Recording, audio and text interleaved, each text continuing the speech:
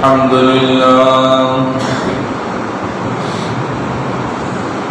لله وكفى وسلام على عباده الذين اصطفى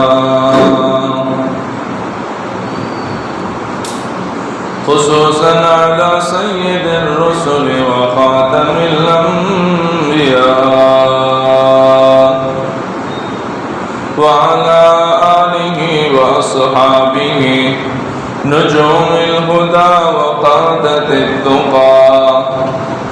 أما بعد فقد قال الله تبارك وتعالى في الكلام المجيد والفرقان الحميد أعوذ بالله من الشيطان الرجيم بسم الله الرحمن الرحيم فذكر بالقرآن من يخاف وعيد وقال تعالى كتاب أنزلناه إليك لتخرج الناس من الظلمات إلى النور صدق الله العظيم وقال رسول الله صلى الله عليه وسلم تبرك بالقرآن فإنه كلام الله وقال صلى الله عليه وسلم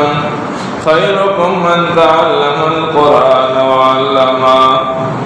أو كما قال صلى الله عليه وسلم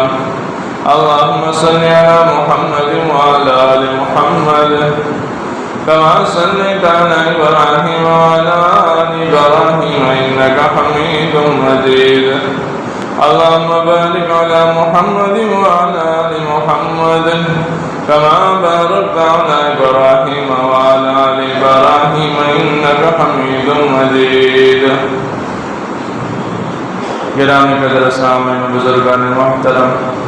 قرآن مقدس کی چند آیات اور احادیث نبویہ کے چند حصے تلاوت فرمائے ہیں۔ ان کے سہارے قرآن مجید عظیم الشان کی مقام، مرتبے، اس کی رفعتیں، اس کی برکتوں کا ذکر 2-3 جمعہ سے ہو رہا ہے، اسی کو آگے بڑھاتے ہیں۔ اللہ تعالیٰ سے دعا ہے صحیح باتیں بیان کرنے کی، آپ تمام حضرات کو بغور سننے کی اور پوری امت کو ان پر عمل کی توفیق عطا فرمائے۔ قرآن عظیم الشان کا اعلان ہے فذکر بالقرآن من یخاف وعید، قرآن کریم کے ذریعے نصیحت کیجیے اس شخص کو من یخاف وعید جو کہ دھمکی سے ڈرتا ہے۔ اللہ تبارک و تعالیٰ کا کلام نصیحت کے لیے ہے، اللہ کا کلام کلام ہدایت ہے، اللہ کا کلام روشنیوں کا کلام ہے، اللہ کا کلام ظلمتوں سے روشنیوں کی طرف نکالنے والا، روشنیوں کی طرف لے جانے والا کلام ہے۔ اس کو کلام مجید نے ارشاد فرمایا ہے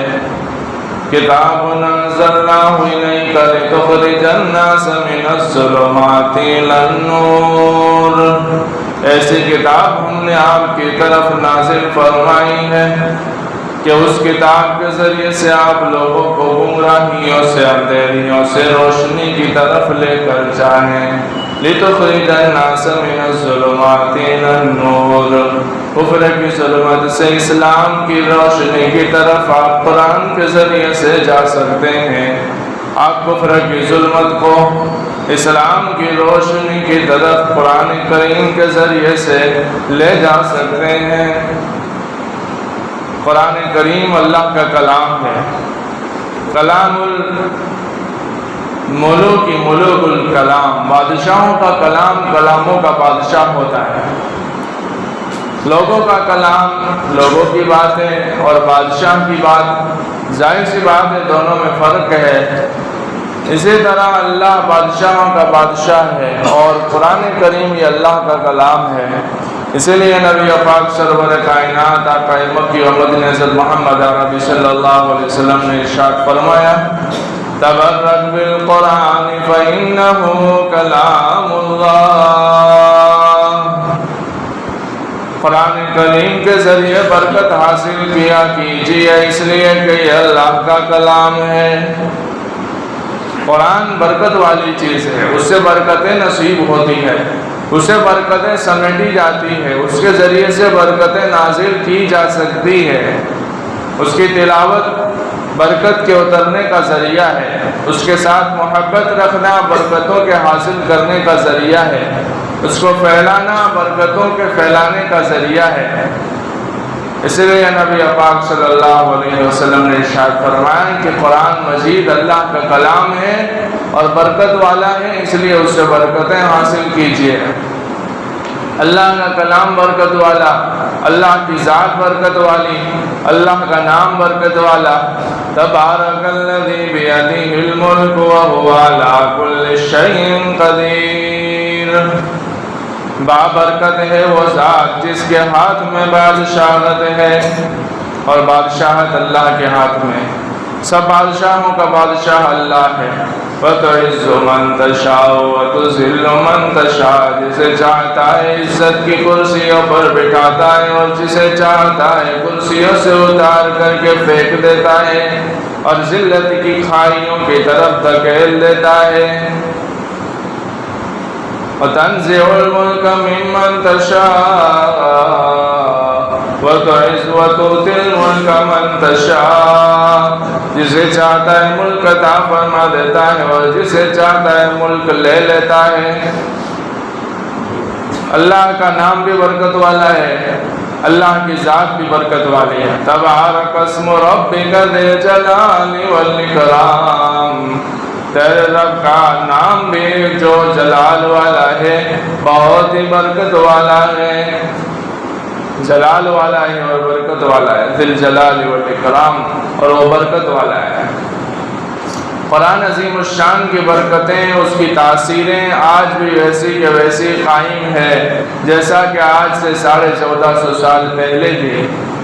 آج بھی قرآن کریم کے اندر اتنی ہی طاقت اور قوت ہے جتنی کہ آج سے 1450 سال پہلے نبی پاک آقا مکی و مدنی حضرت محمد عربی صلی اللہ علیہ وسلم کے زمانے میں تھی۔ اگر نبی پاک علیہ الصلوۃ والتسلیم کے زمانے میں سیدنا عمر بن خطاب رضی اللہ تعالی عنہ اس قرآن کریم کی تلاوت کو سن کر کے نبی پاک صلی اللہ علیہ وسلم کی دعا کی برکت سے اگر مسلمان ہوئے ہیں اور ان کے دل پر دقت طاری ہو گئی، ان کے آنکھوں میں آنسو جاری ہو گئے اور وہ اسلام کی طرف مائل ہو گئے،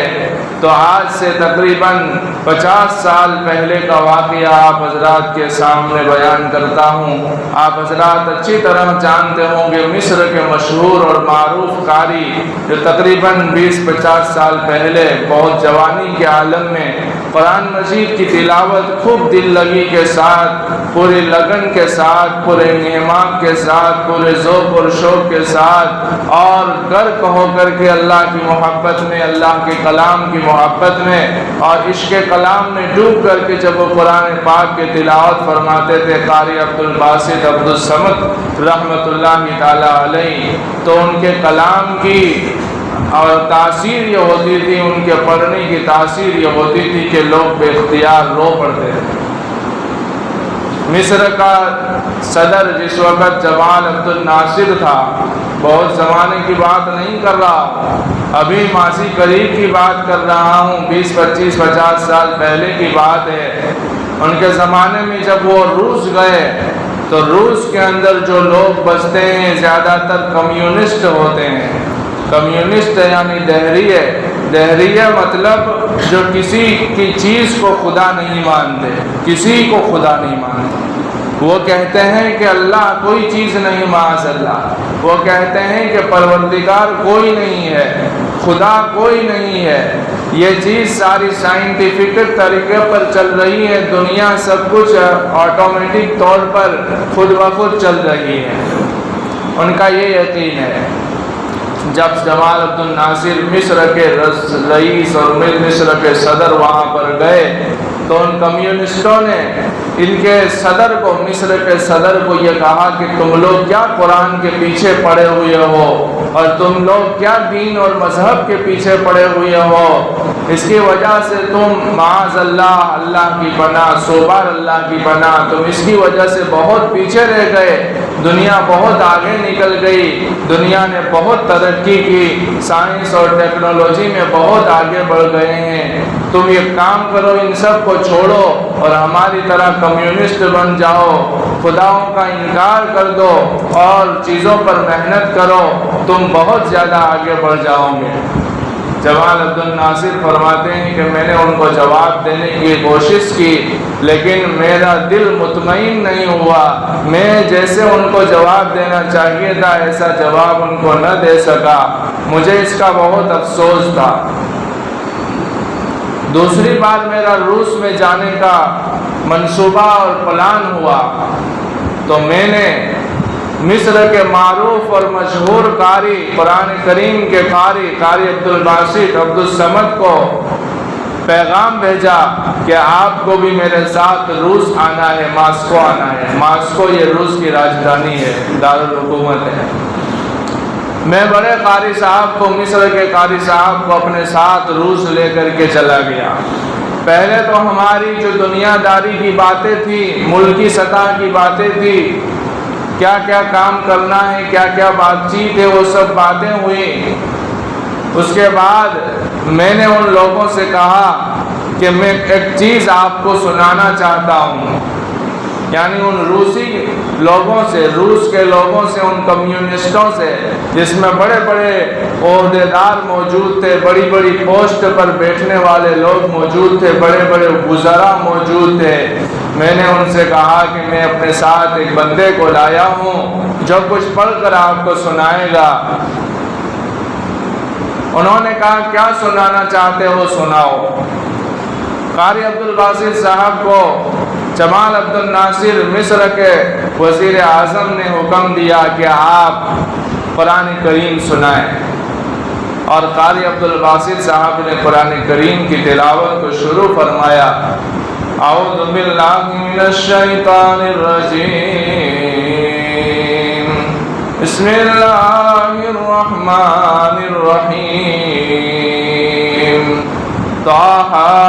ما انزلنا علیک القرآن لتشقى الا تذکرۃ لمن یخشی،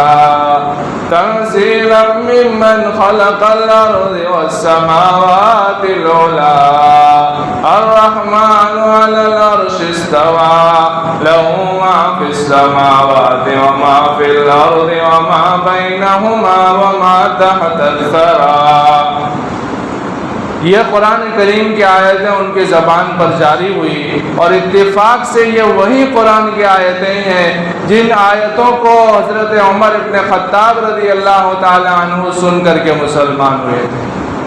جب کہ وہ اپنے بہنوئی کی خبر لینے کے لیے گئے تھے تو ان کے بہنوئی اور ان کی بہن کسی قاری قرآن صحابی سے، مسلمان سے اسلام لا کر کے قرآن پڑھ رہے تھے، اور قرآن کی اسی آیتوں کے اوپر حضرت عمر کی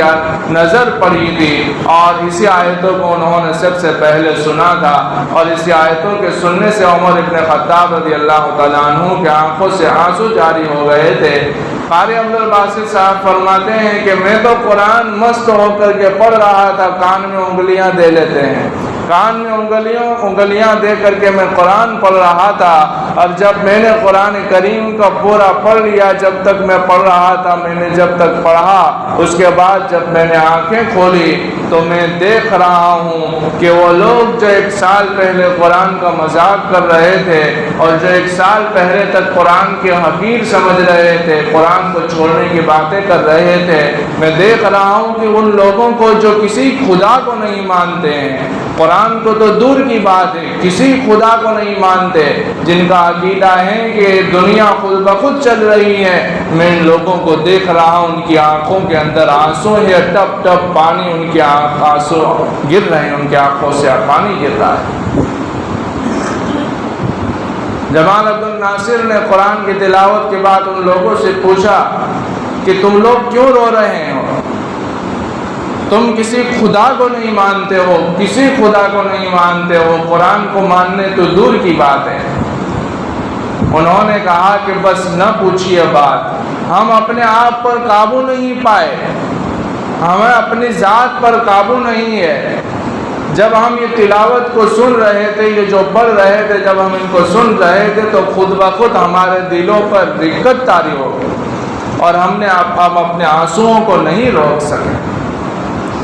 یہ وہ اللہ کا کلام ہے، یہ وہ قرآن حکیم ہے، قرآن مجید ہے۔ ایک مرتبہ ان کا امریکہ میں جانا ہوا، امریکہ میں انہوں نے قرآن کریم کی تلاوت شروع کی تو 50 میٹر کے فاصلے پر وہ عرب عورتیں تھیں اور مردوں کا بھی مجمع تھا، عورتوں کا بھی مجمع تھا، عرب لوگ تھے، قرآن عربی زبان ہے، قرآن کے جب پڑھا جاتا ہے تو وہ لوگ سمجھتے ہیں، ہم لوگ تو سمجھتے نہیں ہیں کہ قرآن میں کیا کہا جا رہا ہے۔ وہ عربی تھے، وہ قرآن کو سمجھتے تھے، قاری صاحب قرآن کریم کی تلاوت کر رہے ہیں۔ وَمَرْيَمَ ابْنَتَ عِمْرَانَ الَّتِي أَحْصَنَتْ فَرْجَهَا پر جب پہنچے ہیں جس میں حضرت مریم علیہ السلام کی پاکیزگی کو بیان کیا جا رہا ہے تو فرماتے ہیں کہ عرب عورتیں جو 50 میٹر کے فاصلے پر پردے میں بیٹھی ہوئی تھی وہاں سے وہ تاڑے مار مار کر کے رونے لگی اور ان کی آواز یہاں سنائی دینے لگی۔ یہ اللہ کا کلام ہے۔ جب یہ اللہ کا کلام اتنا مرتبے والا ہے اور اس کی تاثیر یہ ہے تو ظاہر سی بات ہے کہ جن لوگوں نے کلام کو اپنے سینوں میں محفوظ کر لیا ہے ان کا مقام اور مرتبہ بھی کتنا بلند ہوگا۔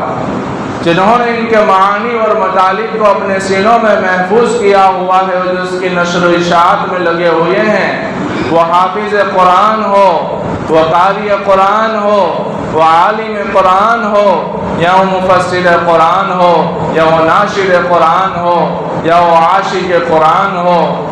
جو بھی ہو ان کا مقام اور مرتبہ بھی بہت بلند ہے، ان کے ساتھ بھی اتنا ہی اکرام اور احترام اور اعزاز کا معاملہ کرنا چاہیے۔ یہ مسجدوں کے ائمہ، یہ مسجدوں کے امام جو ہمیں اللہ کے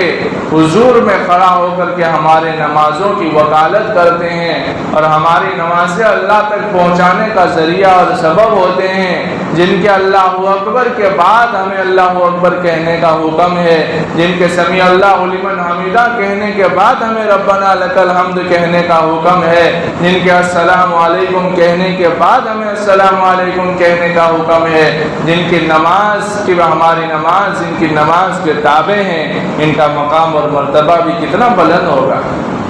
اسی لیے میں آپ حضرات سے کہتا ہوں، یہاں دور دراز سے لوگ آتے ہیں، مساجد کے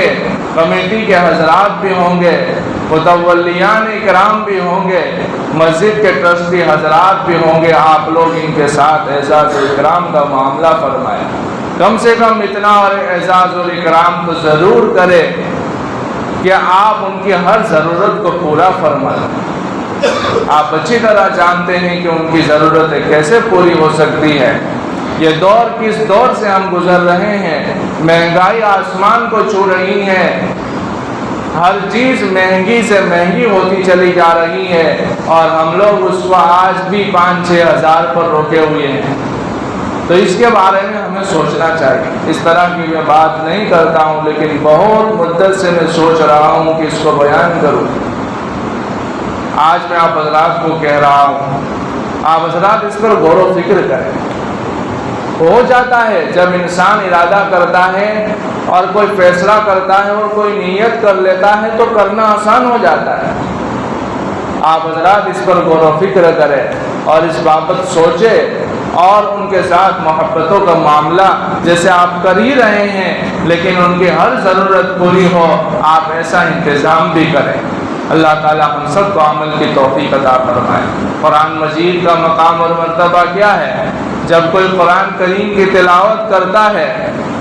تو اللہ کے فرشتے آسمان سے اترتے ہیں، اس کی تلاوت کو سننے کے لیے اس کے سامنے آ جاتے ہیں، قطار اندر اترتے ہیں اور اللہ کے کلام کو سننے کے لیے وہ پڑھنے والے کے قریب چلے جاتے ہیں، قریب ہوتے وہ فرشتہ اس کے ہونٹوں پہ اپنے ہونٹ رکھ دیتا ہے۔ اللہ کا فرشتہ قرآن پڑھنے والے کے ہونٹوں کو چوم لیتا ہے۔ حضرت امام عاصم رحمۃ اللہ تعالیٰ علیہ ایک بہت بڑے قاری گزرے ہیں، قرآن کریم بہت خوبصورتی سے پڑھتے تھے، انہوں نے اپنی زندگی قرآن کے پیچھے لگا دی تھی۔ اللہ کے نبی کی مسجد میں وہ قرآن مجید پڑھایا کرتے تھے اور پڑھا کرتے تھے۔ نبی پاک سرور کائنات آقا مکی و مدنی حضرت محمد عربی صلی اللہ تبارک و تعالی علیہ وسلم کو ان کے اوپر پیار آ گیا، خواب میں تشریف لے آئے، فرمایا اے عاصم آج